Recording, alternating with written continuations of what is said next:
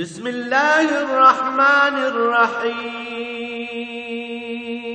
الرحمن علم القرآن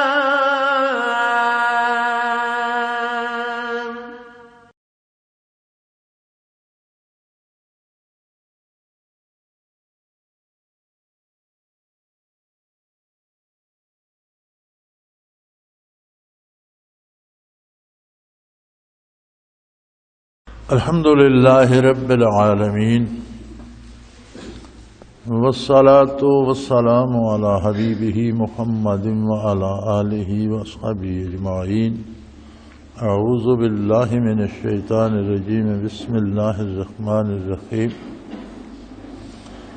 وتحسبهم ایقاظا وهم رقود ونقلبهم ذات الیمین وذات الشمال وقلبهم باسط ذراعيه بالوسيد وللطلاة عليهم لوليت منهم فرارا ولملئت منهم رعبا وكذلك بعثناهم ليتساءلوا بينهم قال قائل منهم كم لبثتم قالوا لبثنا يوما أو بعض يوم قالوا ربكم أعلم بما لبثتم فابعثوا أحدكم بورقكم هذه إلى المدينة فلينظر أيها أزكى طعاما فليأتكم برزق منه وليتلطف ولا يشعرن بكم أحدا إنه من يظهر عليكم يرجمكم ويعيدكم في ملتهم ولن تفلحوا إذا أبدا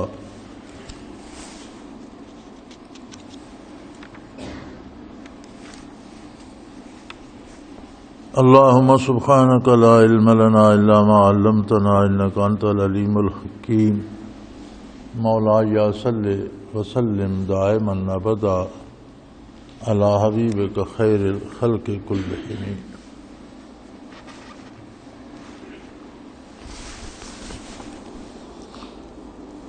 وتحسبهم أيقاظا وهم رقود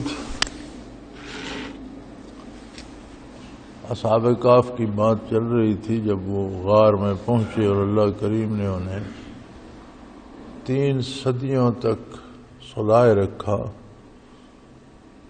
تو ان کی نیند میں بھی بہت سی کرامات اور خرق عادات چیزیں تھیں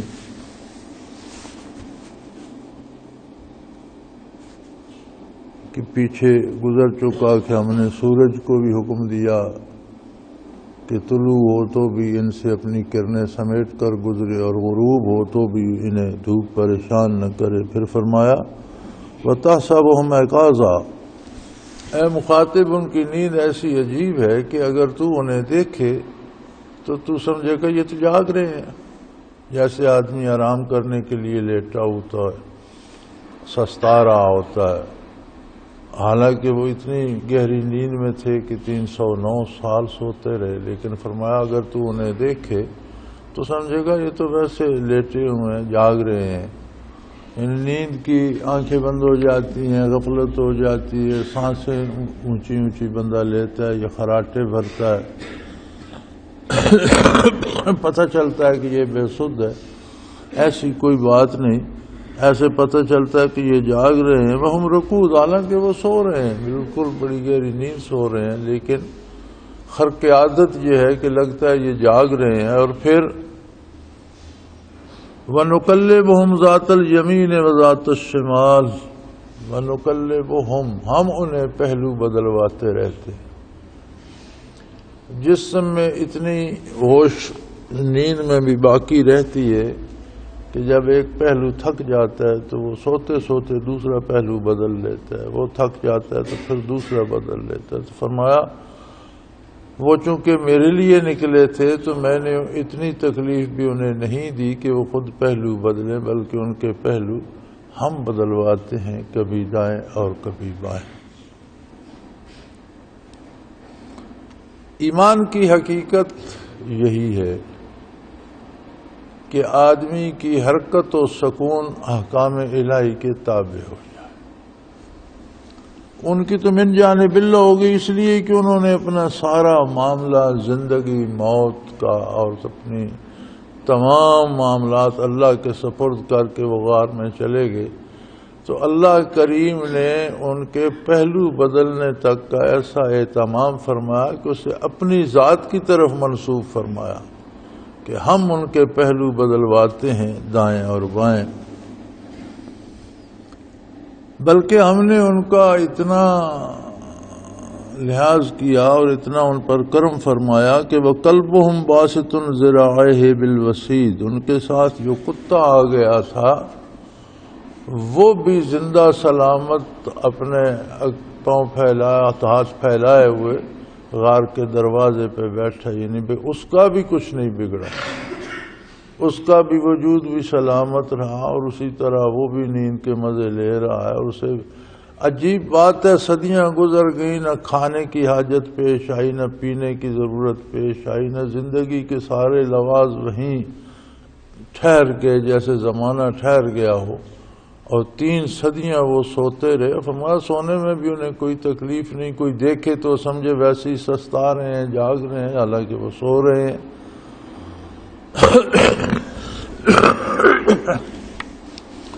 اور پھر ان کے ہم پہلو بدلواتے ہیں، تو وہ تو من جانب اللہ انہیں وہ مقام و مرتبہ حاصل ہو گیا۔ اور یہی وہ مقام ہے جہاں حدیث قدسی آتی ہے کہ فرمایا جو لوگ میرے ہو جاتے ہیں تو میں ان کے ہاتھ پاؤں بن جاتا ہوں، ان کی آنکھیں بن جاتا ہوں۔ تو اس سے مراد یہی ہے کہ اتنا قرب الہی انہیں نصیب ہوتا ہے کہ اللہ کے احکام کے خلاف وہ کوئی کام کرنے کا سوچتے بھی نہیں، ان کے ہاتھ پاؤں اس طرف حرکت نہیں کرتے، اطاعت الہی میں سارے کام کرتے ہیں۔ اور ہم نے تو ان کا اتنا لحاظ کیا کہ ان کے کتے پر بھی یہ کرم فرمایا کہ وہ بھی صدیوں سلامت مزے سے پاؤں پھیلائے بیٹھا رہا۔ یہاں علماء حق لکھتے ہیں کہ کتے نے بھی اگر اہل اللہ کا اور اولیاء اللہ کا دامن تھاما تو اسے بھی اللہ نے سلامت رکھا، اور اس کا خاص کر ذکر بھی فرمایا کہ اسے کوئی تکلیف نہیں ہوئی۔ تو بندے مومن اگر ولی اللہ کا دامن تھام لے تو وہ کتنا کچھ حاصل کر سکتا ہے۔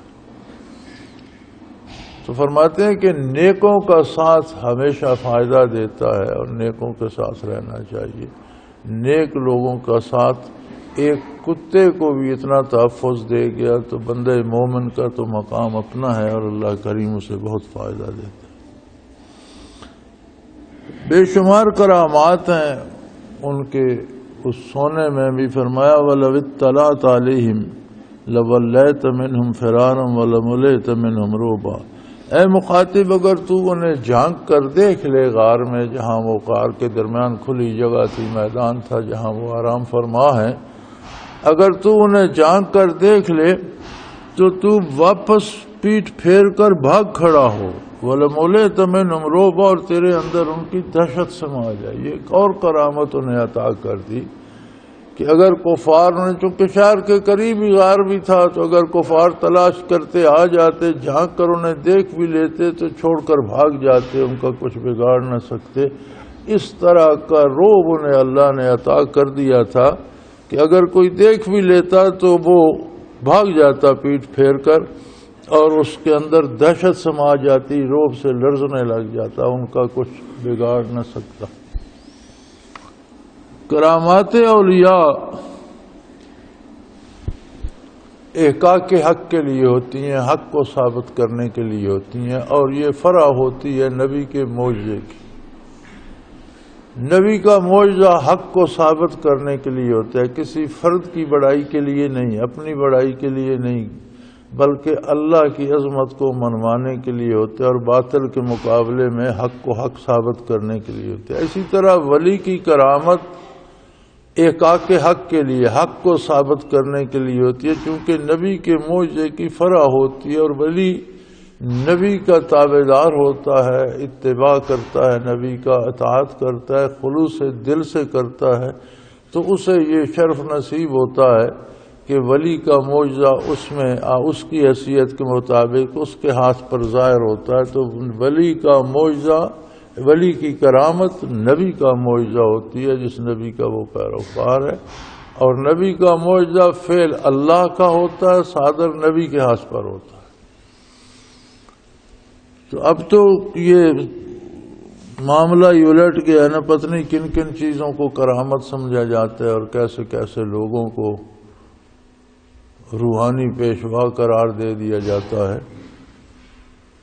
تو فرمایا ایک کرامت ان کی یہ بھی ہے کہ وہ تو آرام سے سو رہے ہیں، لیکن اگر کوئی انہیں جھانک کر دیکھ لے تو وہاں سے بھاگ کھڑا ہوگا اور ان کے روب سے لرزاں و ترساں ہوگا۔ چنانچہ صدیوں بعد یہ قدرت کے نظام ہے۔ دقیانوس حکمران تھا جب وہ بھاگے تھے اور وہ مشرک تھا اور لوگوں کو شرک پہ مجبور کرتا تھا تو وہ اس سے بھاگ گئے۔ تو اس کے بعد جب وہ جاگے تو جو حکمران تھا وہ مسلمان تھا، چونکہ اس وقت دین عیسوی تھا، وہ دین عیسوی پہ تھا، نیک تھا، لیکن اس کی قوم میں ایک فتنہ پیدا ہو گیا تھا۔ لوگ آخرت کی زندگی کا اور دوبارہ جی اٹھنے کا انکار کرنے والے فرقے پیدا ہو گئے تھے اور تفرقہ پیدا ہو گیا تھا۔ تو اللہ کریم نے اس کا انتظام 300 سال پہلے کر رکھا تھا۔ مفسرین لکھتے ہیں کہ وہ بادشاہ دعا مانگا کرتا تھا کہ بار الہ میں اپنی ساری کوشش کر چکا ہوں اور یہ فتنہ فرو نہیں ہو رہا، تو کوئی معجزہ ظاہر فرما کہ یہ فتنہ فرو ہو جائے اور اس کا علاج ہو جائے۔ اللہ کریم نے ان غار والوں کو جگا دیا، وَكَذَلِكَ بَعَثْنَاهُمْ، ہم نے انہیں جگا دیا، لِيَتَسَاءَلُوا بَيْنَهُمْ، تاکہ وہ آپس میں دریافت کریں۔ وہ ایک دوسرے سے پوچھنے لگے یار کتنی دیر ہوئی ہمیں غار میں آئے اور کب سے ہم آ کے سوئے تو اب جاگے ہیں، بڑے سوتے ہی رہے۔ قَالَ قَائِلٌ مِّنْهُمْ كَمْ لَبِثْتُمْ، انہوں نے ایک دوسرے سے پوچھا، ایک نے پوچھا دوسرے سے بھئی کتنی دیر ہم سوئے ہیں، کتنی دیر ہو گئی غار میں آئے۔ قَالُوا لَبِثْنَا يَوْمًا أَوْ بَعْضَ يَوْمٍ، تو دوسرے کہنے لگے یار دن بھر گزر گیا ہوگا یا دن کا کچھ حصہ گزرا ہوگا، ابھی آ کے لیٹے تھے تو کچھ دیر آنکھ لگ گئی، گھنٹہ گزر گیا ہوگا، 2 گھنٹے گزر گئے ہوں گے، دن کا کچھ حصہ گزر گیا ہوگا۔ تو کہنے لگے خیر چھوڑو اس جھگڑے کو، جتنی دیر بھی گزر گئی اللہ ہی بقالو ربکم اعلم بما لبثتم، تمہارا پروردگار بہتر جانتا ہے۔ یہاں بھی ایک بہت بڑی نصیحت آموز بات ہے کہ بات مقصد کی کرنی چاہیے، غیر ضروری بحث میں نہیں پڑنا چاہیے۔ اس نے کہا اللہ بہتر، پروردگار بہتر جانتا ہے، یار ہم غار میں آئے سو گئے، اب ہم اٹھ گئے ہیں، اب بھوک لگ رہی ہے، پیاس لگ رہی ہے۔ 309 برس سوتے رہے، نہ بھوک لگی نہ پیاس لگی، نہ کوئی پریشانی ہوئی نہ تھکاوٹ ہوئی۔ اب جب جاگے تو وہ ساری چیزیں واپس آ گئیں، وہ کہنے لگے یار بھوک لگی ہے، غیر ضروری بحث کو چھوڑو، اللہ بہتر جانتا ہے مقصد کی، بس ہم آئے اور سو گئے، اب کتنی دور سوئے اس کی کیا ضرورت ہے اس پہ بحث کرنے کی، سو گئے یہ تو ہے، اب جاگیں، اب بھوک لگی ہے اس کا انتظام کرو۔ فَبَعْثُوا أَحَدَكُمْ بِوَرَقِكُمْ هَٰذَا، یہ چند سکے دے کر کسی کو بازار بھیجو۔ یہ بھی ان کی کرامت تھی کہ صدیوں سوتے رہے، نہ بھوک نے تنگ کیا نہ پیاس نے، اب جب جاگے تو زندگی کے سارے لوازمات واپس آ گئے، بھوک بھی لگ گئی۔ علماء حق فرماتے ہیں کہ اپنی ضرورت کا سرمایہ رکھنا توکل کے منافی نہیں ہے۔ یہ اللہ پر توکل کر کے غار میں گئے، لیکن کچھ سکے اپنی ضرورت کی چیزیں ساتھ لے، ضرورت کا سرمایہ ساتھ لے گئے۔ ان کے پاس پیسے تھے تو جب آنکھ کھلی تو کہا یار کسی کو یہ پیسے دو کہ وہ بازار سے کھانا تو لے آئے۔ فَبَعْثُوا أَحَدَكُمْ بِوَرَقِكُمْ، اپنے میں سے کسی ایک کو یہ سکے دے کر بھیجو شہر میں،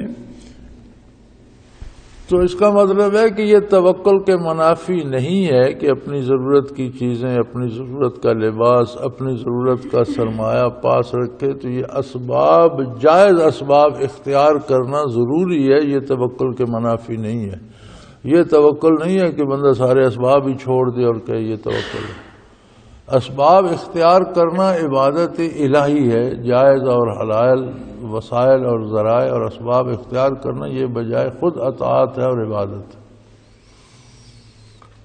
پھر جب بازار بھیجا تو فرمایا کہ یہ تو ایسے لوگ ہیں اور ہماری قوم تو گمراہ ہے، انہیں تو اب یہی پتہ تھا کہ ایک دن یا آدھا دن ہم سوئے ہیں تو وہی حکومت، وہی بازار، وہی لوگ ہوں گے، تو یہ لوگ تو بے دین ہیں اور یہ حلال حلال کی بھی پرواہ نہیں کرتے، پاک پلید کی بھی پرواہ نہیں کرتے، تو کسی کو بھیجو فَلْيَنْظُرْ أَيُّهَا أَزْكَىٰ طَعَامًا، تو یہ تلاش کرے کہ کہاں بہت پاکیزہ، ازکا، بہت ہی پاک صاف کھانا ملے گا۔ اب ازکا میں شرط ہے کہ حلال بھی ہو اور پاک بھی ہو، ناپاک بھی نہ ہو۔ تو فرمایا کہ انسان کو کھانے کے لیے مومن، بندے مومن کو حلال کا اور پاکیزگی کا دھیان رکھنا چاہیے، حرام چیز نہ کھائے، ناپاک چیز بھی نہ کھائے، بلکہ یہ پاک ناپاک کا خیال تو ہمارے گھروں میں بھی نہیں رکھا جاتا، صرف باہر کی دوسرے ملکوں کی بات نہیں ہے یا کافر ملکوں کی بات نہیں ہے، یہاں بھی کوئی نہیں پرواہ کرتا پاک ناپاک کی۔ تو کھانے کا، چونکہ کھانے سے وجود میں حیات آتی ہے، زندگی کا سارا مواد غذا سے بنتا ہے، خون بنتا ہے، خون اعضاء میں جاتا ہے، اعضاء زندہ رہتے ہیں، تو اگر کھانا حرام ہوگا تو ہر عضو میں، آنکھ میں، زبان میں، دماغ میں، دل میں حرام صلاحیت کرے گا، ناپاک ہوگا تو ناپاک صلاحیت کرے گا، اور جن اعضاء میں ناپاک غذا جائے گی انہیں اللہ اللہ کرنے کی توفیق کب ہوگی؟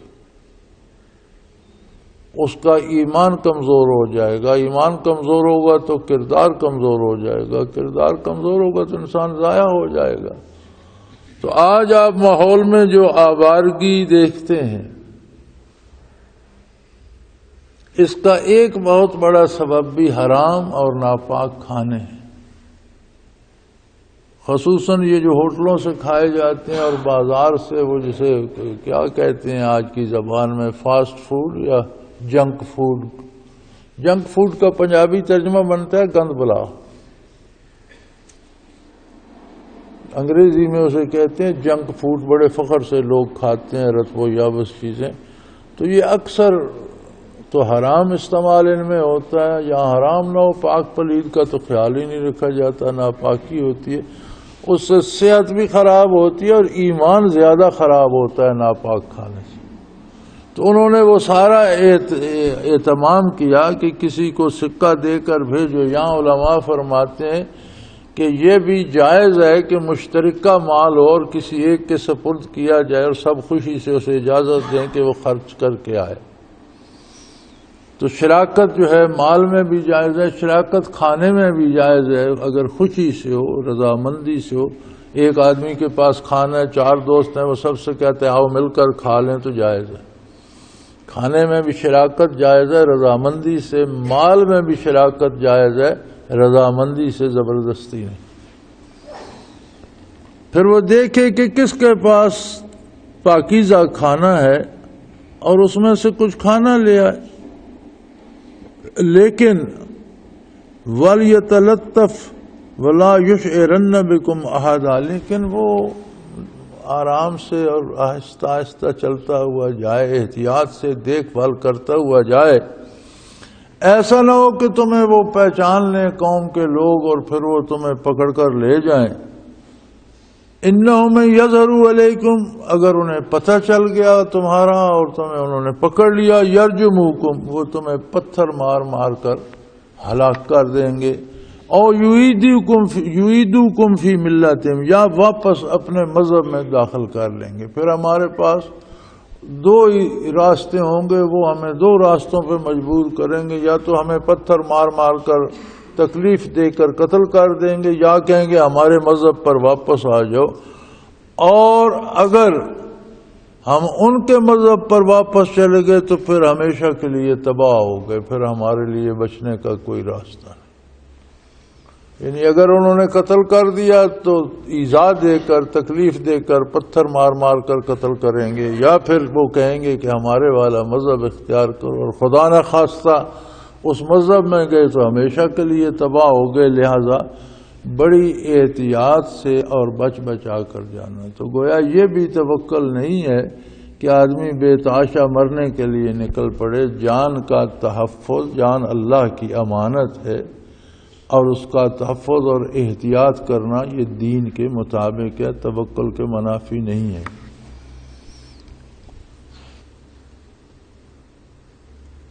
وَكَذَلِكَ آثَرْنَا عَلَيْهِمْ لِيَعْلَمُوا أَنَّ وَعْدَ اللَّهِ حَقٌّ وَأَنَّ السَّاعَةَ لَا رَيْبَ فِيهَا۔ فرمایا یہ انتظام ہم نے اس لیے کیا تھا کہ بعد میں آنے والے بھی اور یہ بھی یہ جان لیں،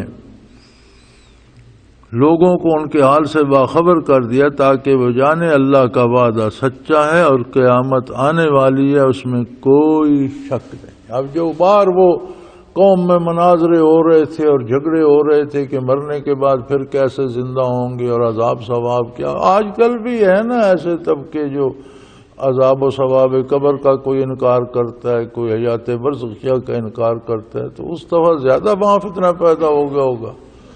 تو جب ان لوگوں کو پتہ چلا، انہوں نے جا کر سکہ دکان پر دیا کھانے کے لیے، اور دکاندار نے دیکھا یہ تو 300 سال پرانا دقیانوس کے زمانے کا سکہ ہے، اسے تو گزرے 300 سال ہو گئے۔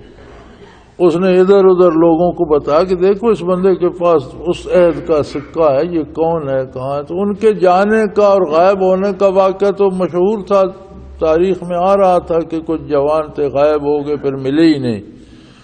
تو واقعہ سب کو یاد آ گیا کہ یہ تو 300 سال پہلے غائب ہوئے تھے، تو یہ اب کہاں اس زمانے کے روپے لے کر یہ اب کہاں پھر رہے ہیں۔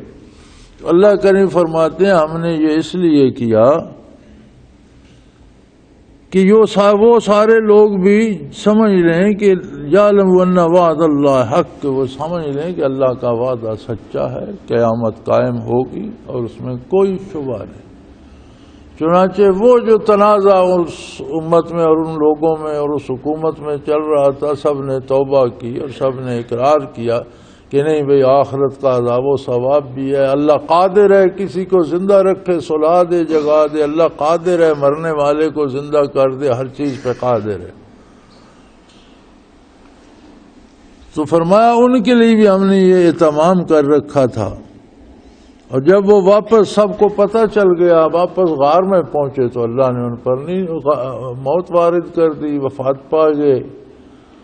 اب اللہ کریم نے ہی انہیں سنبھالا، کسی نے غار میں گھس کر ان کی قبر نہیں بنائی، کسی نے جنازہ نہیں پڑھا، کسی نے دفن نہیں کیا، وہ جانے اور ان کا پروردگار جانے، اور کوئی بندہ غار میں جا نہیں سکا، نہ اللہ کریم نے جانے دیا۔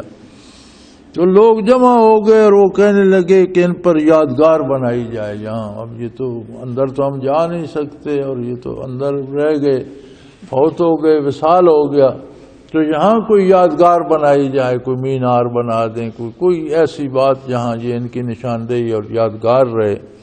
اذ یتنازعون بینہم امرہم، تو اس میں قوم میں بڑی بحث ہوئی کہ کیا کیا جائے۔ فقالوا ابنوا علیہم بنیانا، کہ ان پر کوئی یادگار، کوئی عمارت بنائی جائے۔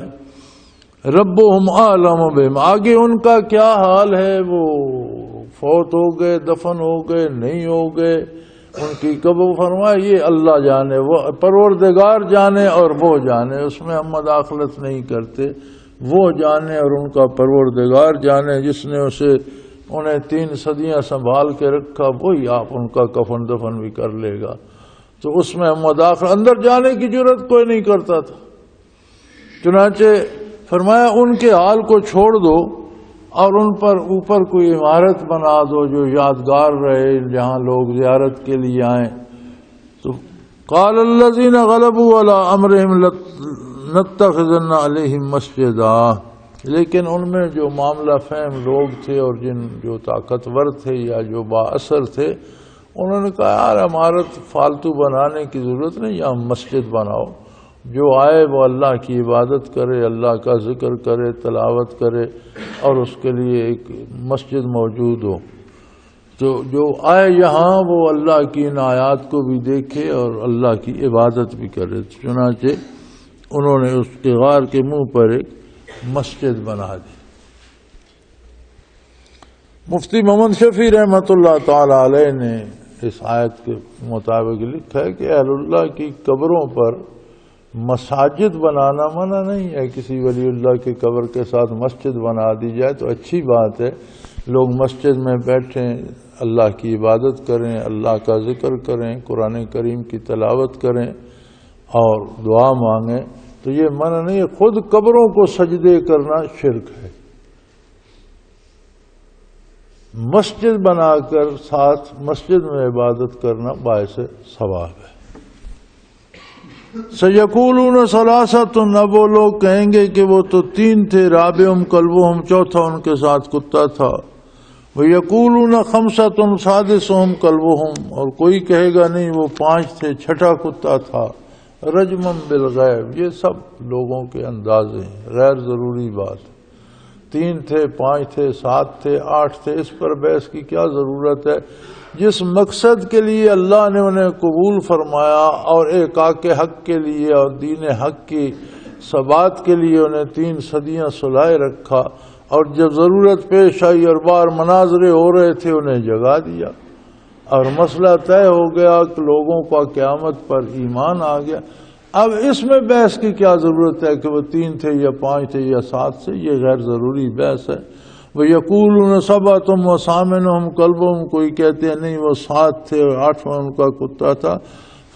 فرما دیجئے قُلْ رَبِّي أَعْلَمُ بِعِدَّتِهِمْ، فرما دیجئے ان کا پروردگار ان کی تعداد سے واقف ہے، اس بحث کی ضرورت نہیں۔ مقصد یہ تھا کہ یہ مسئلہ حق ثابت کیا جائے کہ قیامت قائم ہوگی، اللہ مردوں کو زندہ کرنے پہ قادر ہے، اللہ زندوں کو بھی صدیوں سلا کر اٹھانے پہ قادر ہے۔ ایک مردے کو زندہ کرنے سے ایک زندہ کو صدیوں تک اس حال میں رکھنا کہ وہ زندہ بھی رہے اور موت کی وادی میں بھی رہے، تو یہ تو اس سے مشکل کام ہے۔ جو اس پہ قادر ہے وہ اس پہ بھی قادر ہے، تو وہ مسئلہ طے ہو گیا۔ اب اس کی کیا ضرورت ہے کہ وہ 3 تھے یا 5 تھے یا 7، جتنے بھی تھے، جس مقصد کے لیے اللہ نے انہیں وہ نیند دی وہ مقصد پورا ہو گیا، اور مسئلہ اس کا مطلب ہے کہ اللہ کریم ایسے انتظام فرماتے ہیں، صدیوں پہلے فرما دیتے ہیں، ضرورت صدیوں بعد آتی، یہ اس کا اپنا نظام ہے۔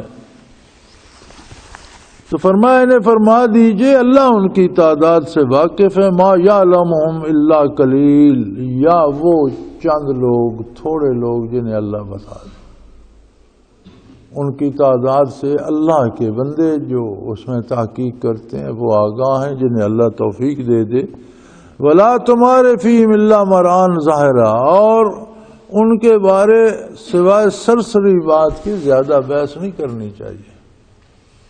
یعنی جس مقصد کے لیے اللہ نے انہیں سلائے رکھا وہ مقصد پورا ہو گیا، انہیں نیند سے جگایا، انہیں بھوک پیاس بھی لگی، وہ بازار بھی گئے، اور جب بازار سے واپس آئے تو اللہ کریم نے انہیں اپنی آغوش رحمت میں لے لیا، انہیں موت دے دی، انہیں نہ بھوک رہی، نہ پیاس رہی، نہ دنیا کی زندگی رہی۔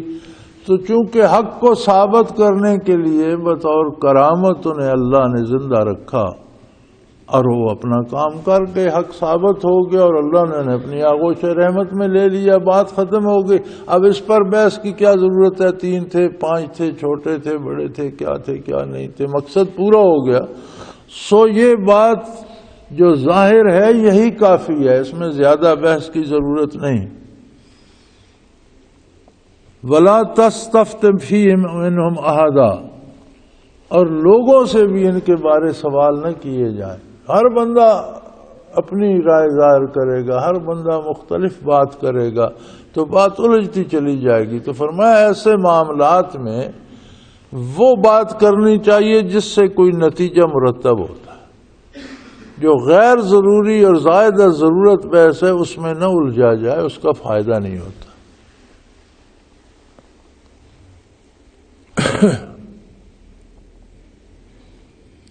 وَلَا تَقُولَنَّ لِشَيْءٍ إِنِّي فَاعِلٌ ذَلِكَ غَدًا إِلَّا أَن يَشَاءَ اللَّهُ وَاذْكُر رَّبَّكَ إِذَا نَسِيتَ وَقُلْ عَسَىٰ أَن يَهْدِيَنِي رَبِّي لِأَقْرَبَ مِنْ هَٰذَا رَشَدًا۔ آپ صلی اللہ علیہ وسلم سے اسی بارے جب سوال کیا گیا، یہی 3 سوال تھے، روح کے بارے، اصحاب کہف کے بارے اور ذوالقرنین کے بارے۔ ذوالقرنین کا قصہ آگے آ رہا ہے، اصحاب کہف کا اور ذوالقرنین کا قصہ اللہ کریم نے اس سورہ کہف میں بیان کر دیا۔ روح کا معاملہ پہلے گزر چکا ہے۔ تو حضور اکرم صلی اللہ علیہ وسلم نے فرمایا کہ میں کل جواب دوں گا۔ نبی چونکہ تربیت فرماتا ہے پوری امت کی، اور آپ صلی اللہ علیہ وسلم کی امت قیامت تک کا آخری انسان ہے، تو تمام انسانوں کی تربیت کے لیے انبیاء پر ایسے حال گزرتے ہیں کہ لوگوں کے لیے وہ سند بن جائے۔ تو حضور اکرم صلی اللہ علیہ وسلم انشاءاللہ کہنا بھول گئے۔ اللہ نے چاہا تو کل بتا دوں گا، آپ نے فرمایا اس کا جواب کل دوں گا۔ وہ کل جواب حضور نے کیا دینا تھا؟ 15 دن تک کوئی وحی نہیں آئی۔ آپ بڑے پریشان ہوئے، کفار نے بڑا مذاق اڑایا کہ سوال اتنے مشکل تھے کہ آپ کا اللہ ہی آپ سے ناراض ہو گیا، اب وحی آنی بند ہوگی، اب آپ کا اللہ بھی اب جواب نہیں دے سکتا۔ تو 15 دن کے بعد جب وحی نازل ہوئی تو اللہ کریم نے ارشاد فرمایا کہ اے میرے حبیب، کسی کام کے بارے یوں نہ کہا کریں گے میں کل کر دوں گا، الا ان یشاء اللہ، ہاں یہ فرمایا کیجئے کہ اللہ نے چاہا تو کل ہو جائے۔ یعنی کسی چیز کی نسبت بندہ اپنی طرف نہ لے کہ میں یہ کر دوں گا، ہاں یہ کہے کہ اللہ نے چاہا، اللہ نے توفیق دی تو میں یہ کر دوں گا۔ تو اس کو اتنی اہمیت دی اللہ کریم نے کہ 15 دن تک وحی نہیں آئی، یعنی ایک واقعہ سند بن جائے اور قیامت تک مسلمانوں کی نسلوں میں چلتا رہے، اس کی اتنی اہمیت تھی کہ کوئی بات بھی کریں تو اپنی یعنی انا نہ اس میں آئے، کہیں کہ اللہ نے توفیق دی، انشاءاللہ اللہ نے چاہا، اللہ نے مجھے توفیق دی تو میں یہ کام کروں گا۔ وَلَا تَقُولَنَّ لِشَيْءٍ إِنِّي فَاعِلٌ ذَلِكَ غَدًا، کسی چیز کے بارے یہ نہ کہ یہ میں کل کر دوں گا، نہیں، إِلَّا أَن يَشَاءَ اللَّهُ، یہ فرمایا کیجئے کہ اگر اللہ نے چاہا تو یہ کام میں کروں گا۔ پھر ساتھ حکم دیا کہ انسان کے پاس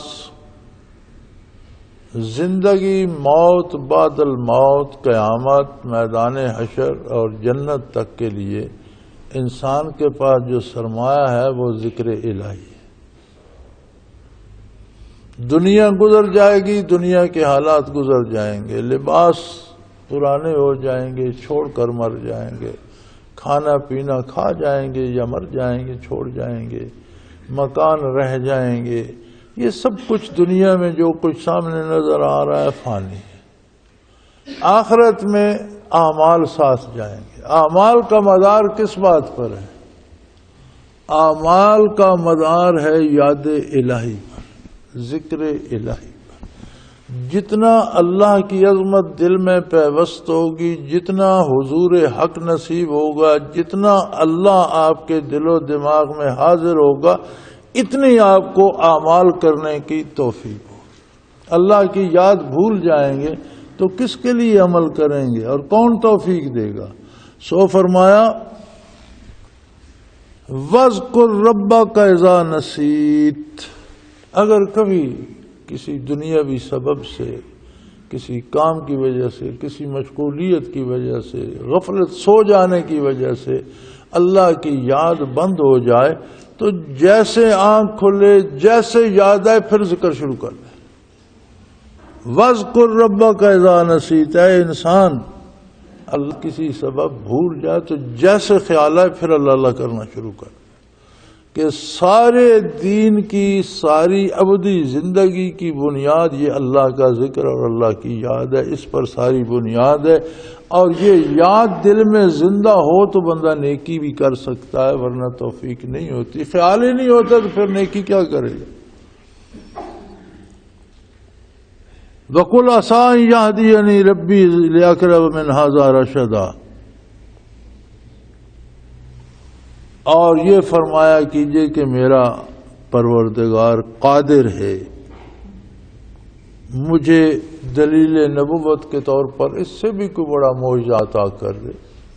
یہ بھی معجزہ تھا حضور اکرم صلی اللہ علیہ وسلم کا کہ ان کے بارے کیا کیا خرافات اور کتنے افسانے بنے ہوئے تھے اور کتنی جھوٹی کہانیاں جڑی ہوئی تھیں، تو حضور نے صدیوں پہلے کی بات ذرا سی تفصیل کے ساتھ، جتنی تفصیل ضروری تھی اس کے ساتھ بالکل عین برحق ارشاد فرما دی۔ تو فرمایا یہ میری نبوت کی دلیل بھی ہے، اور اللہ قادر ہے اس سے بڑی دلیلیں بھی عطا کر دے۔ چنانچہ آپ صلی اللہ علیہ وسلم کے معجزات کا شمار ہی ممکن نہیں، یہ قرآن بھی آپ صلی اللہ علیہ وسلم کا معجزہ ہے کہ اللہ کی ایسی کتاب حضور پر نازل ہوئی جو قیامت تک حق بیان کر رہی ہے، اور قیامت تک جس کا کوئی ایک نقطہ تبدیل نہیں کر سکتا، نہ اس کے ساتھ کی کوئی عبارت پیش کر سکتا ہے، نہ اس میں کوئی کمی بیشی کر سکتا ہے۔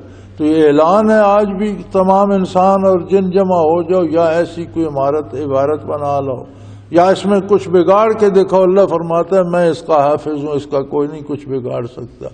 آج تک ایک زیر زبر ایک نقطہ بھی کوئی نہیں بگاڑ سکا۔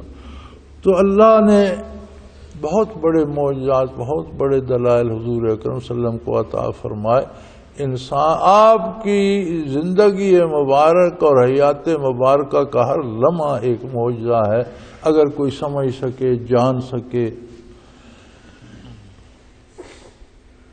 تو علماء فرماتے ہیں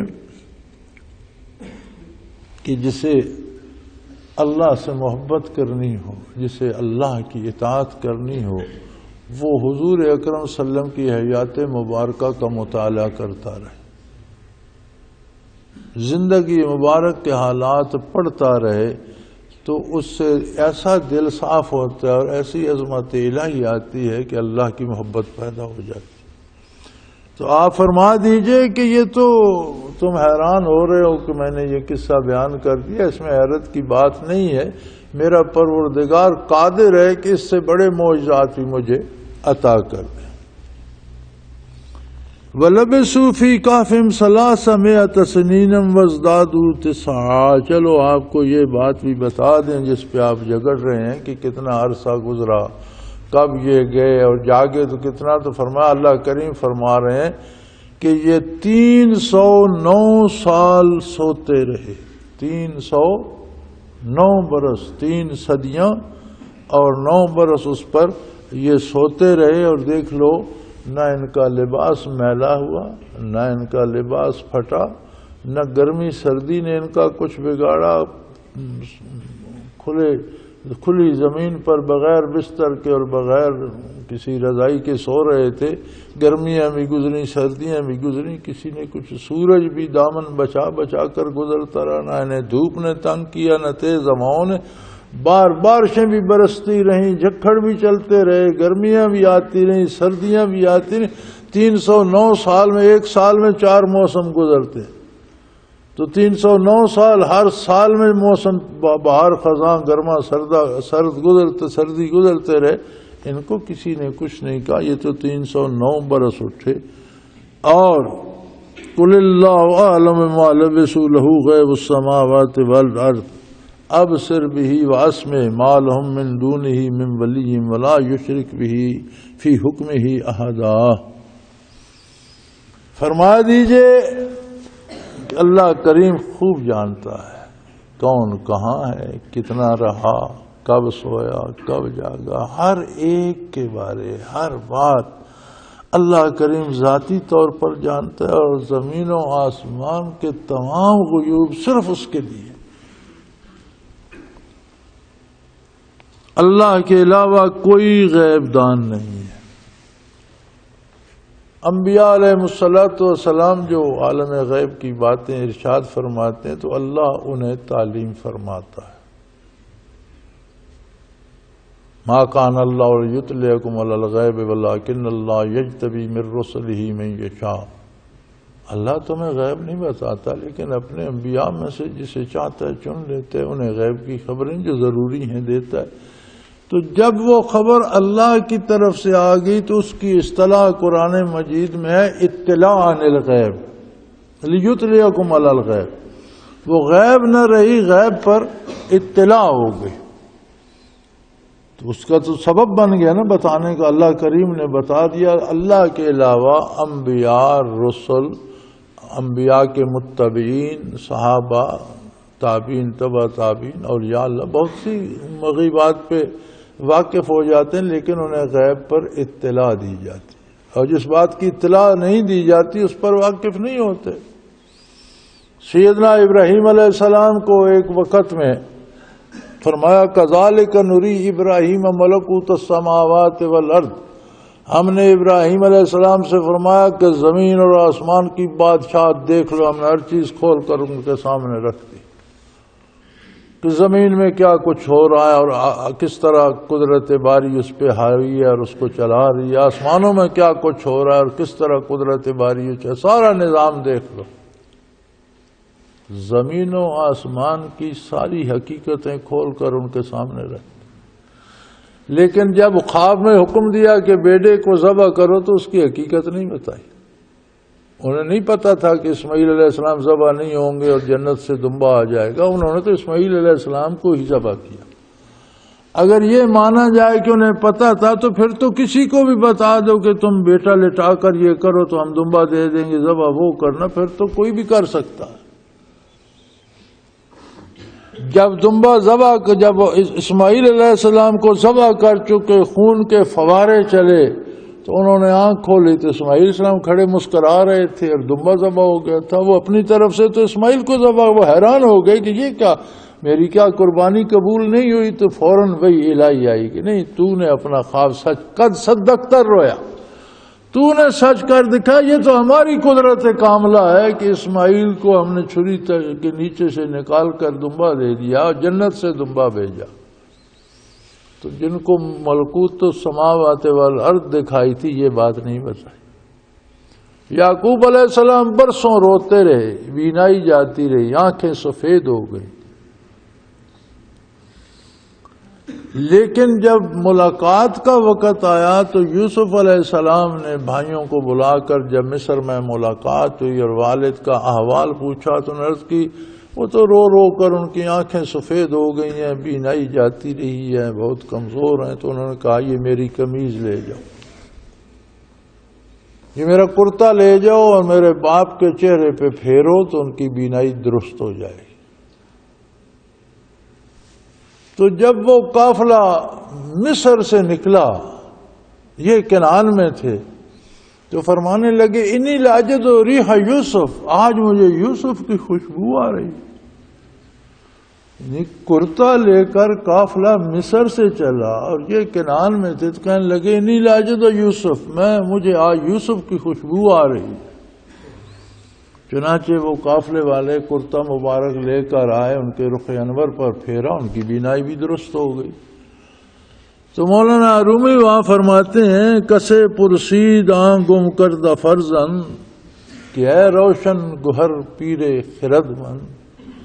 کسی نے اس بزرگ سے یہ سوال کیا کہ اے روشن گہر پیر خرد، آپ دانا تری بھی ہیں اور آپ صاحب کشف صاحب حال بھی ہیں اور اللہ کے نبی بھی ہیں، ز مصرش بوئے پیراہن شمیدی، کرتے کی خوشبو تو آپ نے مصر سے سونگ لی، چرادر چاہے کنانش ندیدی. خود یوسف آپ کے گاؤں کے کنویں میں پڑا رہا تو اس وقت آپ کو کیوں پتہ نہیں لگا؟ یوسف کی خوشبو کیوں نہیں آئی کہ اسی گاؤں کے کنویں میں پڑا ہے، ویران کنویں میں پڑا ہے، بھائیوں نے پھینک دیا تو آپ کو کوئی پتہ نہیں چلا، بیٹھ کر روتے رہے. اور آج مصر سے کرتا نکلا تو آپ کو خوشبو آ گئی. کسے پرسید آن گم کردہ فرزن اے روشن گہر پیر خرد من. ز مصرش بوئے پیراہن شمیدی چرا در چاہے کنانش ندیدی، یہ کنان کے کنویں میں آپ نہیں دیکھ سکے۔ تو انہوں نے فرمایا بے گفتہ احوال ما بر کے جہانس، دمے پیدا دمے دیگر نہانس۔ وہ کہنے لگے ہمارے احوال اس طرح ہوتے ہیں جس طرح آسمان پہ بجلی چمک جاتی ہے، جب چمکتی ہے تو ساری کائنات کو روشن کر دیتی ہے، اور چلی جاتی ہے تو کچھ بھی پتہ نہیں چلتا، تاریکی اور بڑھ جاتی۔ گہے برتار میں اعلیٰ نشین، کبھی اللہ کے عرش عظیم پہ بیٹھے کائنات کا مشاہدہ کر رہے ہوتے ہیں، گہے پر پشت پائے خود نبین، اور کبھی اپنے پاؤں کی پشت بھی نظر نہیں آتی جو ہر وقت نظروں کے سامنے رہتی ہے، کبھی ہمیں دنیا کا کچھ بھی پتہ نہیں چلتا۔ یعنی جب اللہ کریم مشاہدات دیتا ہے تو کائنات کھول کے رکھ دیتا ہے، اور روک دیتا ہے تو کچھ پتہ نہیں چلتا۔ تو اس کا معنی یہ ہے کہ یہ غیب کی خصوصیت صرف اللہ کے لیے ہے۔ لہو غیب السماوات والارض ابصر بہ واسمع، غیب اللہ کی خصوصیت، اور کیا خوب سننے والا، کیا خوب جاننے والا، کوئی بات اس کی ذات سے مخفی نہیں رہ سکتی۔ ما لہم من دونہ من ولی ولا یشرک فی حکمہ احدا، اور اے انسانو اللہ کے سوا تمہارا کوئی کارساز نہیں، تم در بدر بھٹکتے ہو، یہ امیر میرا یہ کام کر دے گا، یہ حاکم کر دے گا، یہ فلاں کر دے گا۔ جائز وسائل اختیار کرو، ناجائز ذرائع اختیار نہ کرو، اس لیے کہ کام اللہ نے کرنا ہے، کسی نے نہیں کرنا۔ ہر کام چھوٹا ہے یا بڑا، دنیا کا ہے یا آخرت کا، زندگی کا ہے یا موت کا، گھر کا ہے یا باہر کا، ہر کام تمہارا کارساز اللہ وحدہ لا شریک ہے، ہمہ وقت تمہارے ساتھ موجود ہے، ہر کام کرنے پہ قادر ہے، اور اسی نے کرنا ہے۔ وسائل اختیار کرنا اس کی اطاعت ہے، اس نے حکم دیا ہے کہ جائز وسائل اختیار کرو، ناجائز وسائل اختیار کرنا بھی نافرمانی ہے اور جرم ہے۔ جائز وسائل اختیار کرو لیکن بھروسہ اس پہ رکھو، ولا یشرک فی حکمہ احدا، اور اس کے حکم میں، اس کی بادشاہت میں، اس کے احکام میں کسی کو شریک نہ کرو کہ اللہ کا حکم چھوڑ دو اور دوسرے کی بات مان لو، ایسا نہ کرو، یہ بہت خسارے کا سودا ہے۔